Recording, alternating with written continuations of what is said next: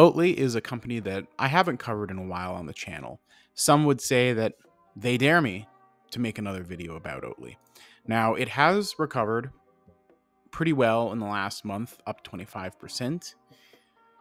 But I don't care about temporary movements in stock price. I care more about, has the improvement of the underlying business actually improved? In the past, I made comparisons of Oatly to companies like, for example, Tattooed Chef, which is now bankrupt. Basically saying it appeals to a lot of the same customers, etc. Now, there are some perhaps new bits of financial data that have come out that may paint a slightly different picture than last time. So, first of all, I want to take a look at their revenue to see if it's still a growth story.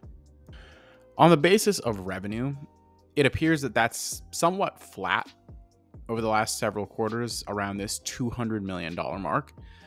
So I would say something pretty drastic would have to happen for this to go much higher. I don't know what exactly their plans are for future growth, but at this point, I would be a little bit skeptical of any large growth projections put out by any bull cases on this company, just because, hey, these last few quarters, we haven't really seen all that much growth in their sales. In previous coverage, I criticized them for their SG&A expenses, considering how high they are for the amount of revenue that they produce. Now, I'll give them some credit here on this one, as they have driven this cost down over the last 2 or 3 quarters by a pretty good amount. But, and this is a big but, which I like and cannot lie. Those of you who see what I did there, you know. Anyway, they're spending almost $80 million on SG&A for $200 million in top line sales. And that $200 million is not growing. Meaning this spend seems like it's not very effective and it's not really driving any value. Imagine almost 40% of your revenue going towards SG&A and you can't even drive sales up. That's absolutely crazy to me. And I think realistically, they either need to figure out a new strategy for what they're using this money on, or they need to cut it further because it's just not getting the job done. The long-term survival of this business is going to come down to cash. Can they go on without burning cash? And at the moment, they have inched a lot closer to that break-even point where they're not burning cash every quarter. However, they still have a negative $30 million shortfall. And the only way they can make this up is with debt or dilution. This becomes slightly more problematic when we look at the situation with their balance sheet. Even though they have $200 million in cash, they have so much more debt that their net cash is actually negative $329 million.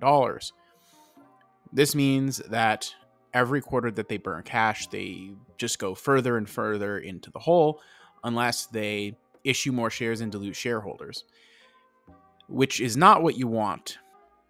They could also take on potentially more debt to push this further down the road, but at a certain point, if they're burning cash, can't cover the interest, eventually who will want to lend money to Oatly? That's a major question. So I think dilution is probably pretty likely to happen sometime over the next year or so.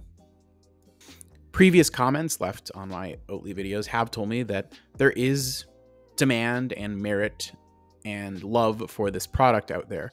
However, I don't know how big that market really is. I would say anyone who is either avoiding animal products or lactose intolerant or whatever, who also enjoys coffee, it seems that Oatly provides the best alternative for that due to things like foam factor, etc. So certainly that's a certain amount of people, probably millions. However, they are competing with other dairy alternatives like soy milk, cashew milk, almond milk, as well as other oat milk products that are being released by the companies that already produce those other dairy alternatives. So it's a bit of a crowded market fighting over what I think is, frankly, still a minority of the coffee drinking market. So there's that. I think at the end of the day that's probably a big reason why they're spending so much on sales, yet at the end of the day they are failing to meaningfully grow their revenue and probably having a harder time taking away market share at this point. And if it makes anyone out there feel any better, the analysts actually disagree with me on this one, saying it's a buy, some of which have price forecasts as high as $4 in the next 12 months. I personally don't think I see it with these financial results, but I could always be wrong on this one. Be sure to comment below if you have Oatly stock or if you see something that I don't. Make sure you like the video for the algorithm, subscribe to the channel for more. Also, follow me on Twitter at Mr. Macho Mog, link in the description, and join me on Discord, link in the description, where we talk about stocks like Oatly and others every day. Take it easy.